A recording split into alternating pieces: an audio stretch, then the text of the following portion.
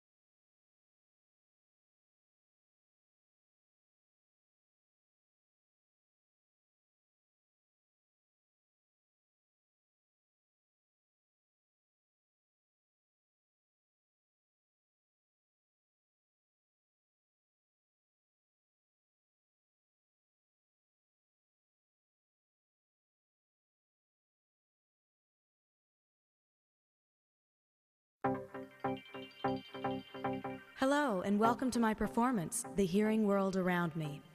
I hope to show you how the hearing world has influenced me throughout my life.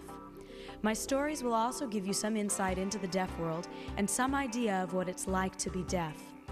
I've chosen Kanan to help you understand my stories. Kanan is not an interpreter. He's a hearing friend who lives in the hearing world around me. He'll mirror my performance with words for the hearing members of the audience.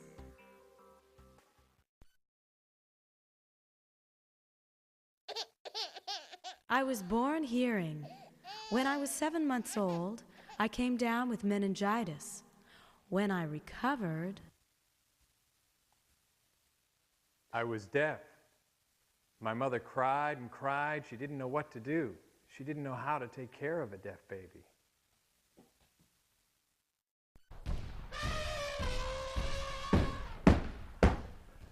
I used to have these terrible nightmares of elephants walking.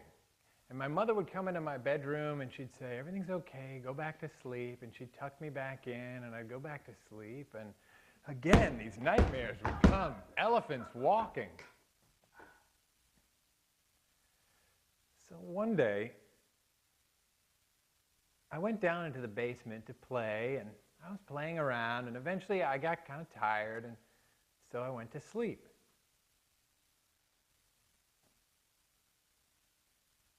And my mother came downstairs, and she noticed that I wasn't having any nightmares. So she just picked me up and brought me up to my bedroom, and she tucked me in, and I slept. Later, I realized that I was having the bad dreams because the floor on the second level was thin. And the vibrations in the floor were my parents walking by in front of my bedroom. Downstairs, the floor was thick, and so I couldn't feel my parents. Those were the elephants walking in my dreams.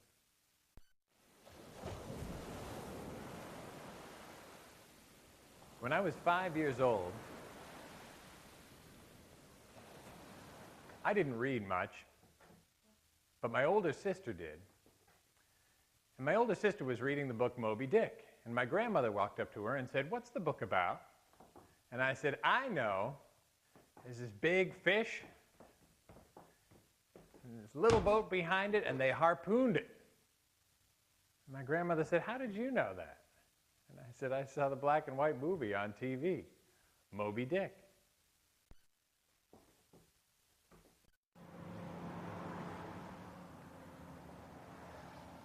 When I was young, I had to ride my bike in the driveway. My parents wouldn't let me ride out in the street.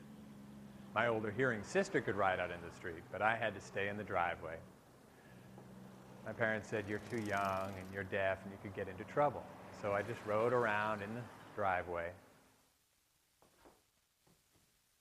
But one day I was feeling kind of mischievous, and while my mother was hanging up some clothing on the clothesline, I biked out into the street.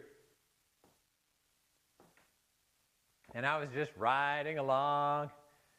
And I looked behind me and I noticed there was a huge truck behind me, but I didn't care about that. I just kept riding along. Then I noticed my mother coming behind me.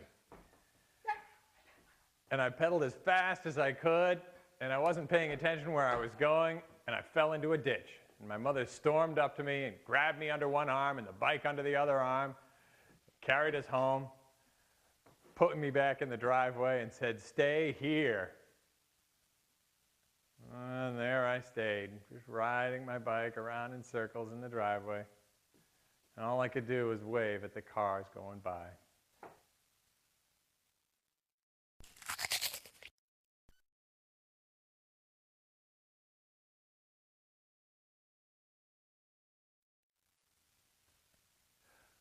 When I was young, I wore a hearing aid.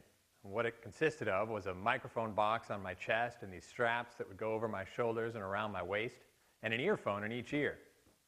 So one day I was waiting at the bus stop with a friend of mine, and he asked me, "What's that?" And I said, "That? Oh, let me show you." So I grabbed the earphones out of my ears and put them in his ears and said, "Hello," and he jumped back. And he realized, oh, that's what a hearing aid is. It helps you hear better. Another time at the bus stop, I was waiting and I was getting bored. And so I pulled my earphones out and I was just swinging them around like they were pom-poms. Well, eventually my mother saw me from the house and she stormed out to the bus stop and jammed them back in my ears, said, "Keep those in there." And I said, "Get out of here." So as soon as she left, I popped them back out again, and I was twirling them around, and eventually one of the little ear molds popped off and started rolling down the street, so I grabbed it and stuck it back on. And tried to pretend like nothing happened.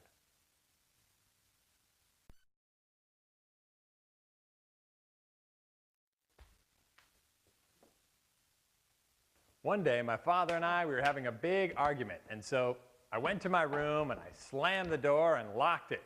And he came up to my door and he was trying to figure out how to communicate with me. And so he eventually got the idea to get down on one knee, and he got a piece of paper and he shoved it under the door.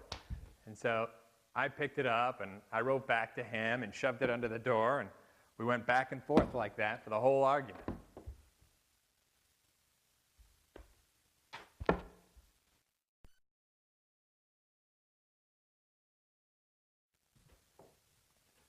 When I was in 4th grade, I was moved from the oral program to the total communication program at school.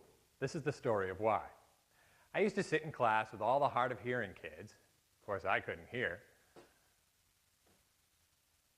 But I used to sit in the front row so that I could lip read the teacher. So one day, the teacher came in wearing a microphone. And I was lip reading her okay. And eventually, she turned around and faced the blackboard and continued talking. Well, I couldn't understand her. So I tapped the kid next to me and I said, "What's she saying?" And so he started mouthing the words, and I could kind of understand, but it wasn't working very well. So I raised my hand and I said, "Teacher, please turn around so I can lip read you." And she said, "No, I want you to practice listening to my voice." How am I supposed to do that? What a bitch. So I went home and I told my mother, "I hate that teacher."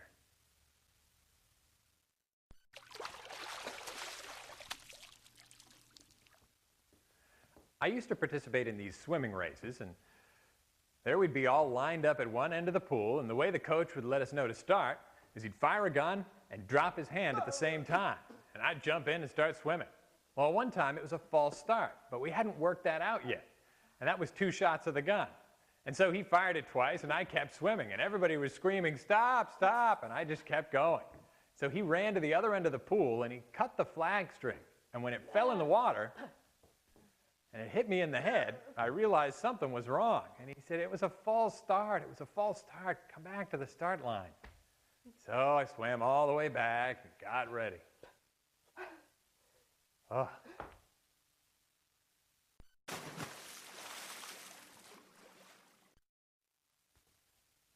After the swim meets, we would have a community picnic at the community pool.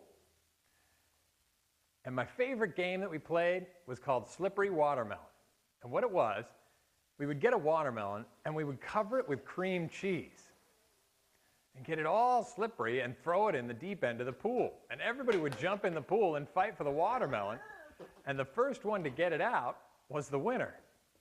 I really wanted to play this game, but all the grown-ups told me, "You know, you're too young and you're deaf and you can get into trouble in the deep end. There's a lot of commotion going on there." But I really wanted to play. And I was stubborn. They couldn't stop me. So I just ignored them. And I jumped in. But there was a lot of commotion going on, and I almost drowned. So I got out of the pool, and I got a better idea. I decided to kind of inch my way along the edge of the pool, and I dove down under the water and underneath the group of people fighting for the watermelon, and I just grabbed it. And I pulled it down under the group, got all the way to the edge of the pool, and climbed out on the ladder and screamed, "Dad!" My dad came up with this guilty look on his face, and I gave him the watermelon and said, "I won."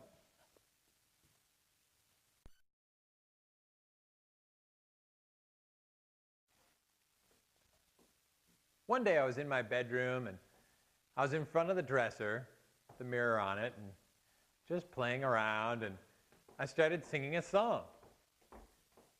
Just signing to myself, and my mother came in the room and said, "What's going on in here?" And I said, "Oh, nothing," and I ran out to play.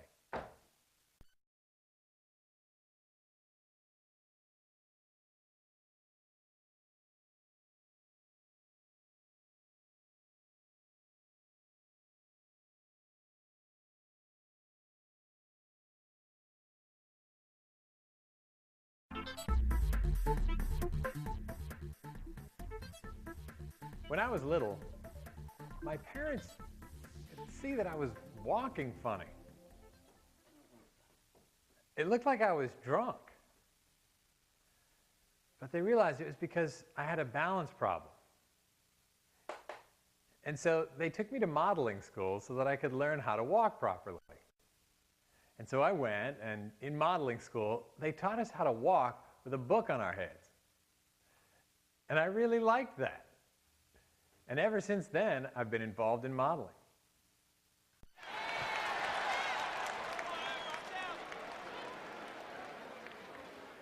I used to be a figure skater, and I would go to these competitions. They'd always be held in a big rink with a huge audience around the rink, a row of judges, and there'd always be one guy standing way back next to the Zamboni machine, and that was my dad. And what he would do is he would let me know when the music started. He would hold up his hand, and then he would drop it, and I would start my routine and skate all around the rink, and when the music was getting ready to stop, he would hold up his hand again and drop it, and I would know to stop. I used to wonder if he felt silly or stupid or embarrassed, but I don't think so. I think it showed that he was proud of his deaf daughter.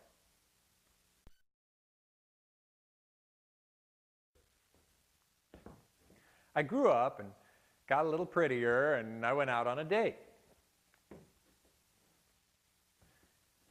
After the date, this guy was really polite, and he asked me if I wanted to make out. I didn't know what that meant. I said, I don't know. And so he said, don't worry about it. And he gave me a kiss on the cheek and went away. But later, I was still really curious. What does make out mean? I was thinking about it, and I got an idea to ask this good friend of mine in high school. So I went up to him and I said, I want to tell you something. And so I wrote him a note that said, what does make out mean? And he took the note, and he was kind of surprised at first. And he thought maybe he could write it out to me, but it didn't really seem like it was working. So he said, can I show you? And I said, yeah, show me. What does make out mean? And he was like, really? And I said, yeah, show me. So he wrinkled up the paper and put it down, and he looked all around, and then he did. Oh, that's what make out means.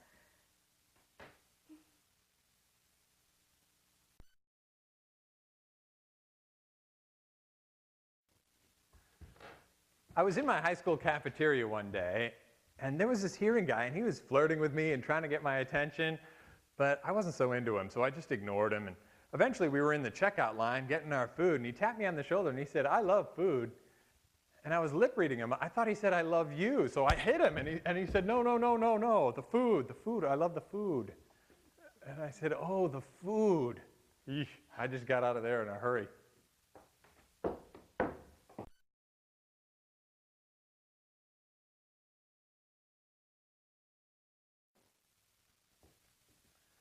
In high school, I used to participate in these drama rehearsals after school, and I had a really good friend in the rehearsals with me.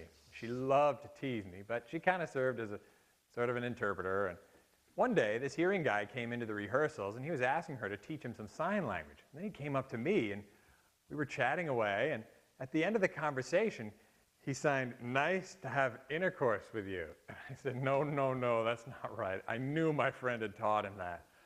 So I said, no, this is how you do it. It's nice to meet you. After that, we dated for 3 years. Homecoming Princess.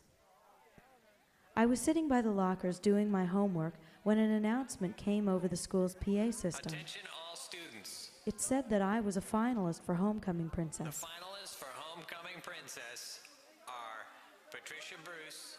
My friends came running to congratulate me, but I didn't know what was going on. One of them said, "You made the list of finalists for Homecoming Princess." What? Me? A homecoming queen? I couldn't believe it.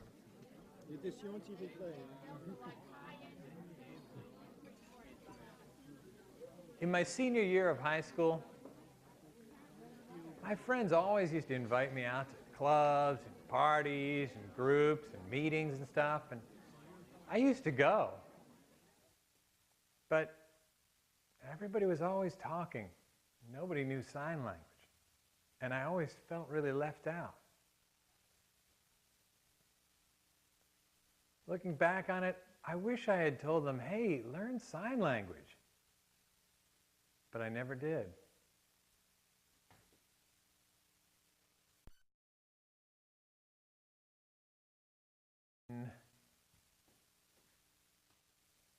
I graduated high school and I enrolled at the National Technical Institute for the Deaf in Rochester, New York. So one day I was in a bar. I introduced myself to a guy as Patricia. And then he turned around and introduced me to one of his friends as Trix. And I said, no, that's not my name. My name's not Trix. And he said, I don't like Patricia. It's hard to pronounce. I like Trix. That's easier. That name spread like a spilled glass of water that I can't clean up. After that, my name's been Trix.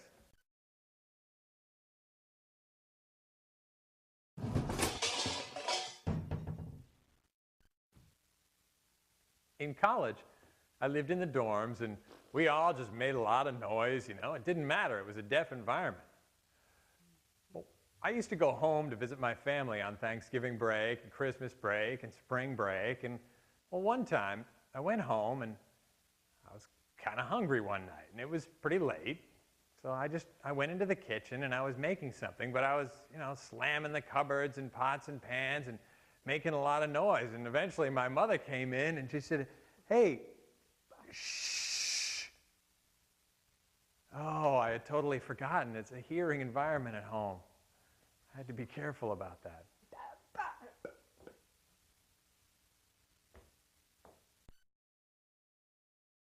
Crying through the phone.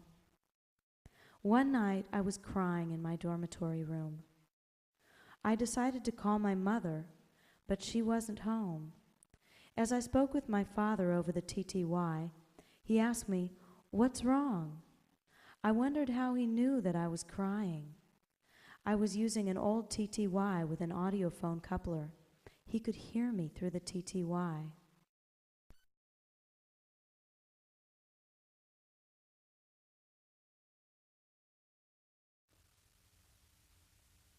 I graduated the National Technical Institute for the Deaf and enrolled at RIT in Rochester, New York. There were these huge classes full of hearing people, and I was usually the only deaf person, and I would sit there with my interpreter. One day, the teacher gave out a group assignment. We had to have these discussions together, and I was really uncomfortable with that. I mean, communicating with hearing people, and it was just weird. So I went up to the teacher and I said, "Do you mind giving me the email addresses of everybody in my group?" And he said, "Fine." And so he gave them to me, and I went back to the dorm, and I emailed everybody. And I said, "You mind having the discussions online? Why don't we do that?" And they wondered why, but they went ahead and did it anyway. And so we had to discuss the responsibilities. One person had to do research, one person had to go to the library, one person had to do interviews, and one person had to type the paper. I loved the library work, so I went and did the work, and as we were working on the project, they were sending me emails and inviting me out to go to parties or restaurants and stuff like that. But I just said no. Eventually, we finished the paper and we got an A. Well, about a week later, the whole group went up to the teacher and they said, "Who's Patricia Bruce?" And he pointed at me. And I was like, "Hi."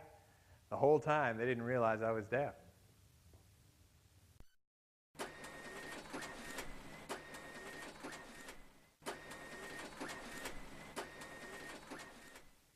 In college, I was working and I was making some copies, and I saw a friend of mine, and I waved at her, and she didn't see me. So I waved at her some more, and she still didn't see me. I kept waving bigger and bigger to get her attention, and she still didn't see me, and everybody was looking at me. So I finished what I was doing and got my stuff and went up to her and said, "Hey, I was trying to get your attention over there. Did you see me?" And she said, "Oh no, I'm sorry, I have Usher's syndrome." "Oh." It was then that I realized what Usher's syndrome was. It's a genetic condition that causes a simultaneous loss of peripheral vision and hearing. Oh.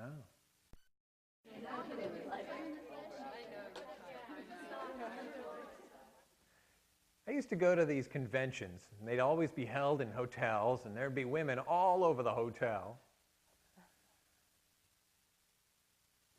One time I had to go to the bathroom, so I went to the bathroom, and I came out, and I noticed that these women were all looking at me. I couldn't figure out what was wrong, but I noticed more and more women were looking at me, and so, I don't know, I thought, maybe while I was in the bathroom, I spilled some water on my clothes, and so I looked myself over, and I didn't see anything, and I thought, well, maybe there was a hole in my dress. So I checked myself out, and I didn't see anything, and I thought, I don't know, I mean, maybe it's like my period or something. So I was looking around for a stain, I couldn't find anything, and so I kept walking, but more and more women were staring at me, and so I thought, well, maybe I'm walking too loudly. And so I tiptoed over. I saw my boss in the corner, and I tiptoed over to her, and I sat down, and she said, there's something coming out of your pocket. And it's making noise. And it was my hearing aid. It was feeding back, and my dress was screaming. So I shut it off and put it away, and the women looked away.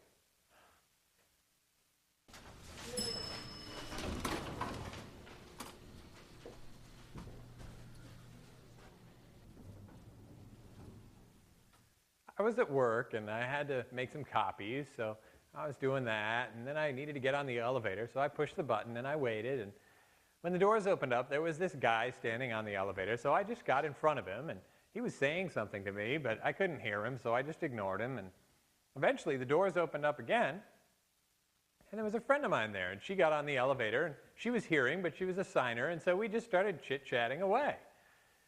And then he said something, and she turned around and looked at him, and then he turned all red. And I said, what's going on over there? And she said, you know what he just said? He just said, I didn't know these hot chicks were deaf. Yeah, I think he's really been flirting with you. And I said, really? And she said, yeah, I think he's really flirting with you. Oh, well. We just got off the elevator.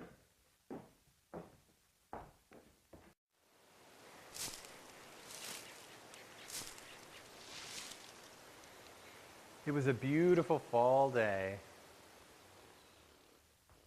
and a boyfriend of mine and I, we were just strolling through the woods, and there were these dry brown leaves everywhere, and we were just out for a walk. And he tapped me on my shoulder, and he said, Trix, what's your wish? And I said, my wish?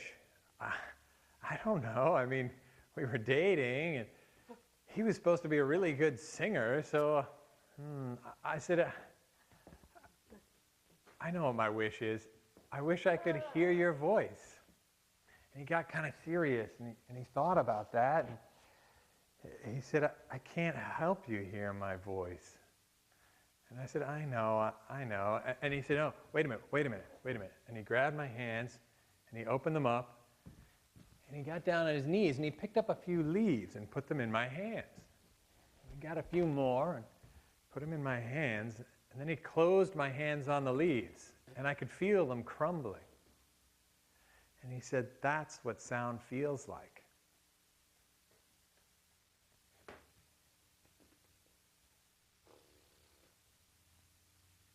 And I said, oh, thank you.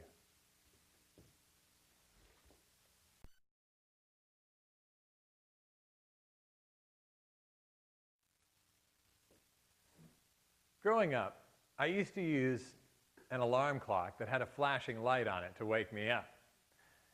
And so one time I went over to a friend's house for a sleepover. And she said I could sleep in the bed. So I said, right on. And I got in bed and went to sleep. And I had a great night's sleep. But then the whole bed started shaking in the morning. And I realized she had one of those shaking bed alarm clocks. And so I pushed the buttons on the clock, and it stopped shaking, and I went back to sleep. And 5 minutes later, the whole thing started shaking again. And so I grabbed the clock, and I pushed all the buttons, and I couldn't really get it to stop. So eventually, I just figured it out to unplug it. Went back to sleep.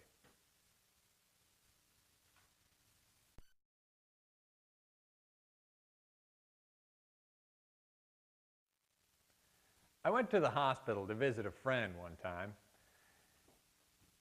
And I was looking for the room and I got lost. And so I decided to go to the information desk and ask for some help. And I said, "You know where my friend is?" And the lady there started to explain it to me. And I said, "No, I can't hear." So then she started shouting at me.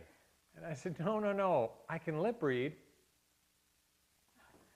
So then she started exaggerating her lip movements. And I couldn't understand it at all. It's almost impossible to understand exaggerated lip movements.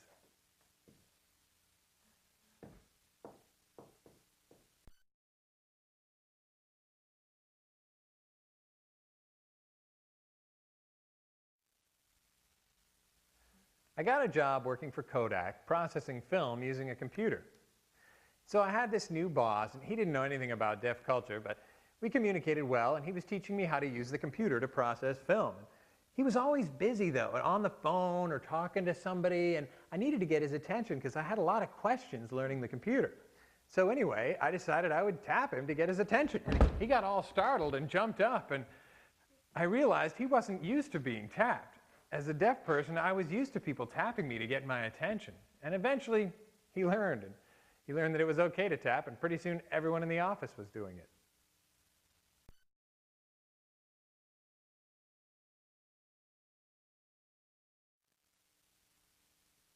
I continued working for Kodak, but my English comprehension and reading skills were kind of sketchy.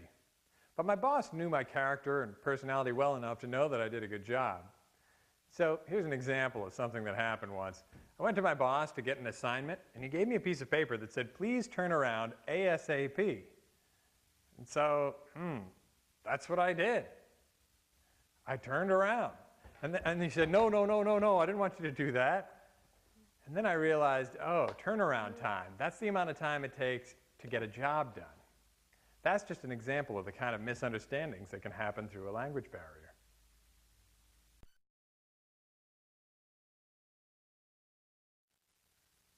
I continued working for Kodak, and one time I was going to the secretary in my office to get some assignments, and she gave them to me, and after explaining to me the assignments, she said, "If you have any questions, look for Paul." Well, I was lip reading her, and I thought she said ball, so I was looking around for a ball, and she said, "No, no, no, not a ball. It's Paul. He's the guy with the, with the bald head and the glasses." And I said, "Oh, Paul."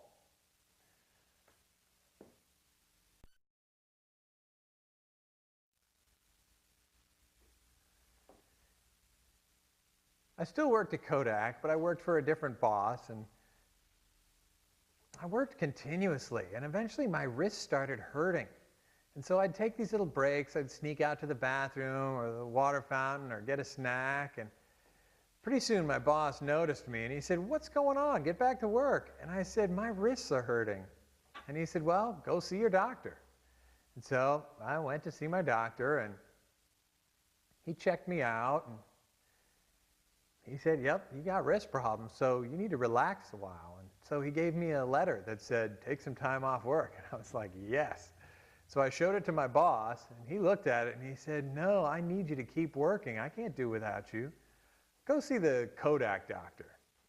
So I went to see the Kodak doctor, and he checked me out, and he said, "I want you to go see this nurse, this ergonomic nurse." And so I went to see this nurse, and she started asking me all these questions. She asked me how old I was when I became deaf, and how long have I been using the TTY telephone, and how long have I been using sign language? And I said, "Look, what's important here is that my wrists are hurting." And she said, "Don't worry. Here's what I'm going to do. For 3 days, I'm going to follow you. I'm going to watch everything you do and watch everyone around you and take notes. Don't tell anyone why I'm there, and don't tell anyone what I'm doing." And so she did. She followed me, and she even put plugs in her ears while she watched me and watched everything around. And she saw other people chit-chatting and taking breaks, and I just sat there working, uninterrupted.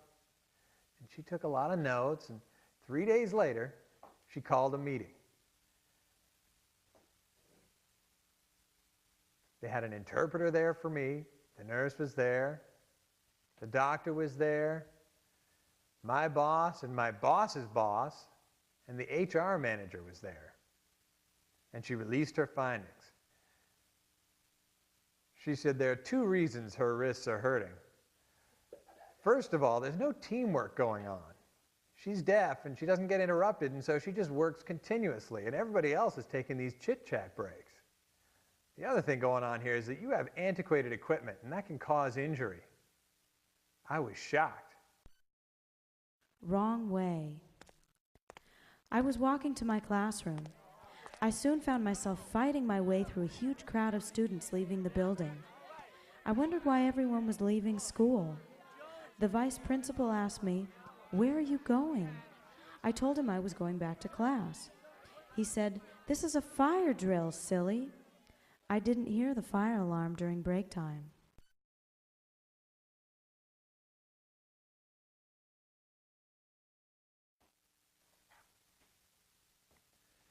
I use a relay operator to make phone calls, and what that is I use a TTY telephone with a keyboard to type what I want to say, to make a call to a hearing relay operator who has a keyboard as well and a screen. And I type what I want to say, and the relay operator calls the hearing person and says it. And then they listen to the answer and they type back what's said. So every time I used to call the doctor, the person would answer the phone and I would say, "Hey, I'd like to," and they would hang up. It's kind of weird the first time you get a call from a relay operator, and so it would happen again and again. I would call again and I'd say, "Hello, I'd like to make an," and then they would just hang up. Oh, that's so frustrating.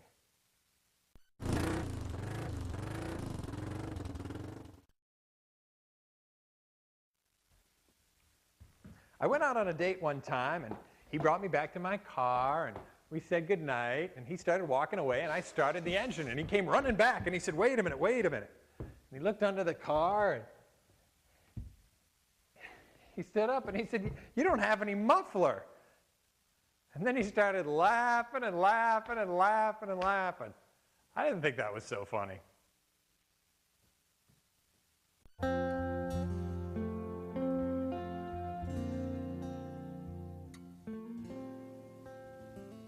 I went out on a date one time to this fancy restaurant, and we were seated at this beautiful table with this gorgeous centerpiece in the middle and flowers, and I had to go to the bathroom, so I went, and I noticed these people kind of moving slowly on the dance floor, and I was kind of curious about it, but when I got done, I came back, and I was asking my boyfriend what was up, and I knocked over the centerpiece, and there was water all over the place, and I realized I totally screwed up the moment. It was like a romantic moment, and I should have just kept my mouth shut and let my boyfriend get in the mood.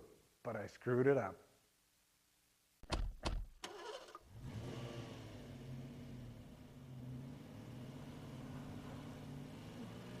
I went on a road trip one time with a boyfriend of mine, and he was driving, and he wanted to listen to the radio, and I wanted to take a nap. But I could tell that he was a little worried that the radio was going to bother me. Of course, it wouldn't. So I took a nap, and eventually this big truck passed us by. And I shot up in my seat, and he turned down the radio. But it wasn't the radio that had woken me up.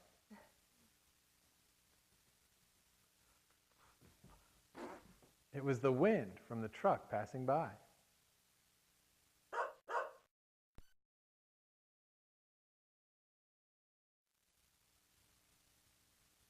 I used to use a hearing dog. And what a hearing dog is it helps you hear. It hears things like a knock at the door or a fire alarm or the phone ringing. That's what a hearing dog is. So one time, I was out walking with my dog in the park, and we were just walking along, and all of a sudden, he just stopped. And I said, "What's wrong?" And he just sat there with his ears back, and he was looking behind him. And I looked around, and I didn't see anything, and I said, come on, and he just sat there. So I walked back, and I looked around, and I realized that my keys had fallen out of my pocket. They were right there on the ground. And as soon as I picked them up, he started jumping all around, and he was ready to go again. And I said, "Good dog."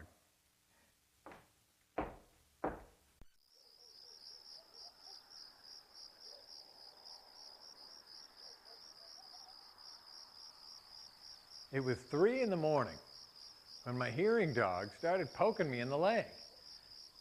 And And I was saying, get away from me, get away from me. And he kept poking me, and his little wet nose kept coming up underneath the covers and poking me. So I tucked the covers down around me and pushed him away from the bed and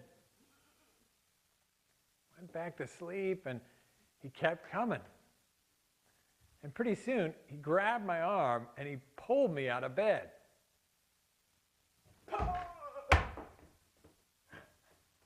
And he started jumping all around and leading me to the back door. And I was like, what? What is it? And I went to the back door, and I pulled the curtains aside, and I saw a friend of mine back there knocking on the door. And I opened up the door and said, what's up? My friend really wanted to talk. And I said, it's 3 in the morning. And the dog was jumping all around, all excited. So I told the trainer about that. And the trainer said, that's great. You have a really smart dog. I mean, what if it was the fireman or a policeman at your door at 3 in the morning? I guess so.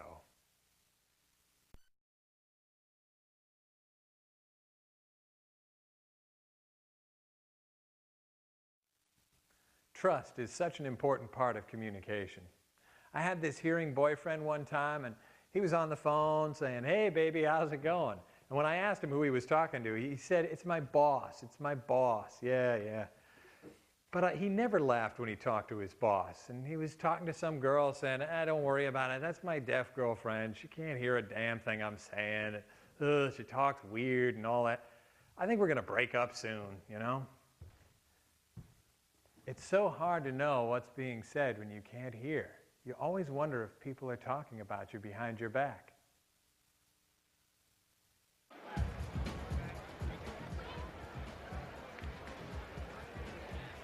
I was in this bar one time. It was really loud. Music cranking, and it was packed with people. And I was standing next to this statue of a shapely woman. So anyway, this hearing guy came up to me, and he was talking to me, but my speech wasn't so good at the time, so he couldn't really understand me. So then he put his ear up to my mouth, and I was like, not the ear, ugh. So then he started shouting in my ear, and I couldn't hear him, so I said, I can lip read you. So I started trying to lip read him, but he had this big mustache, and it was impossible to understand. So then he made this gesture, and I said, oh, you're talking about the statue over there. And he said, no, I'm talking about you. And then he just turned around and left. That happened to me a lot, that guys would approach me because of the way I looked. But when they found out I was deaf, they would disappear. It was as if they were afraid. Earthquake. While I was changing my daughter Sammy's diapers, I noticed my son Bart looking at something in the kitchen. He was staring straight at the stove. The stove was rattling. I grabbed both my kids and squeezed them tightly. I was wondering why the stove was moving. Suddenly, the shaking increased, and the floor was rising and falling like an ocean wave. I just held my children and waited. When the tremors stopped, I ran out into the street. I live in a developing neighborhood, so I thought maybe the shaking had been caused by a construction crew. Nope. It turns out it was the earthquake.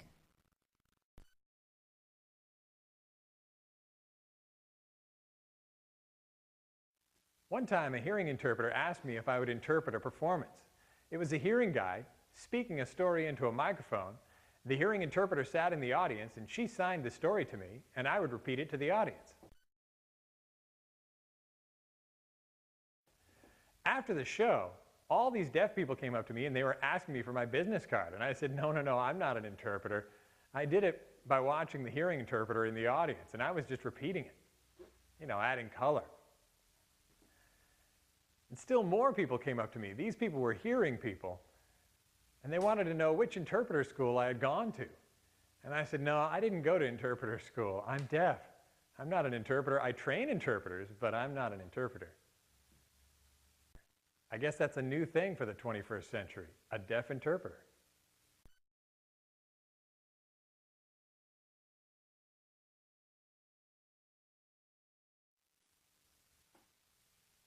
I had this really good friend. We used to go out and do everything together. We'd play pool and go dancing, go to bars, just about everything. But we didn't date because we had different lives and we lived in different places. He lived in Virginia and I lived in Rochester, New York. But we kept in touch through emails and paging and faxing and letters and phone calls, whatever we could do to keep in touch.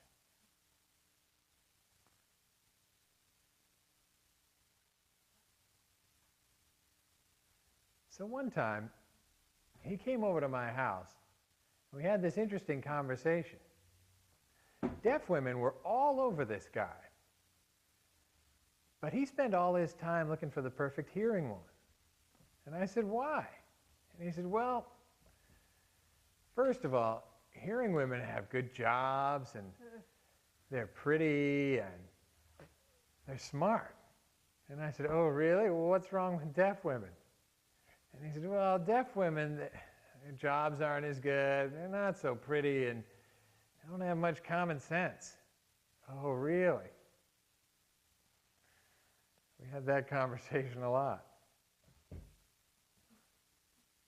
So one time, I decided to surprise him with a visit. I went to his office, and I asked his boss, hey, where's my friend? And he said, you better go talk to his roommate. So I went to see his roommate. And his roommate said, your friend died. I said, no. And he said, yeah, he died. And we spent a long time looking for a deaf woman with red hair and green eyes to speak at the funeral. Because for a long time he had told me that he was in love with a deaf woman with red hair and green eyes. I never knew that. It broke my heart.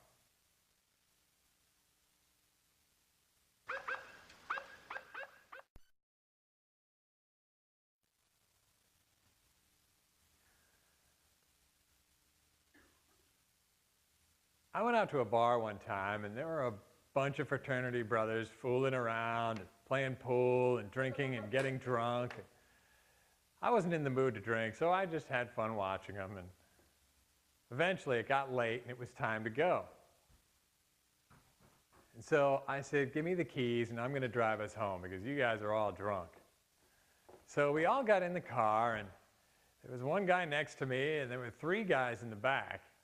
And they were all roughhousing and goofing off and wrestling around and making me swerve all over the road. And I said, hey, come on, cool it. I'm trying to drive. And they calmed down, and then I kept driving, and then they started fooling around again, and I started swerving, and pretty soon a cop pulled us over. And they all straightened up. And the cop came up to the car, and he was talking on his little CB radio, and he was shining a bright light right in my face. But he was holding out his hand, so I figured he wanted my license and registration, so I gave it to him, and then he gave it back to me, and then he started asking me, have you been drinking? And I said, no. Are you drunk? And he kept asking me, are you drunk? Are you drunk? And I said, no, I'm not drunk. Then he started doing this weird thing. He was pointing down, and he was saying, blow. And I was staring through the flashlight, and I was like, blow what? And he was pointing down saying, blow. And then I realized that he was holding the tube from the breathalyzer and he wanted me to blow it. So I blew it. I had no alcohol on my breath and he let us go. Blow?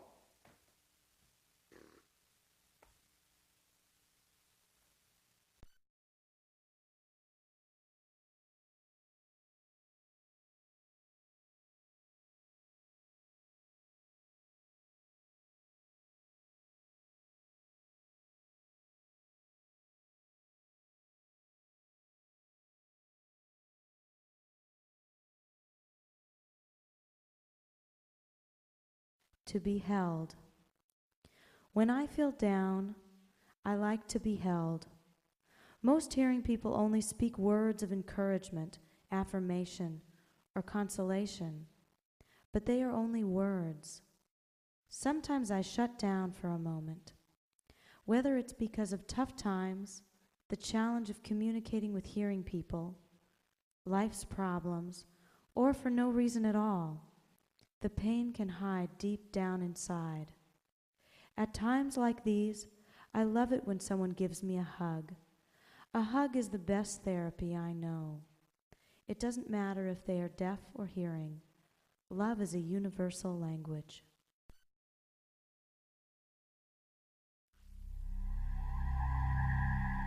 Young, deaf, unfit, tease, struggle, suffer. Why me? Run, hide, close my eyes, safer alone. Sympathy. Realize, can, opportunity. Strong, beautiful, deaf, free. Caterpillar, cocoon, butterfly.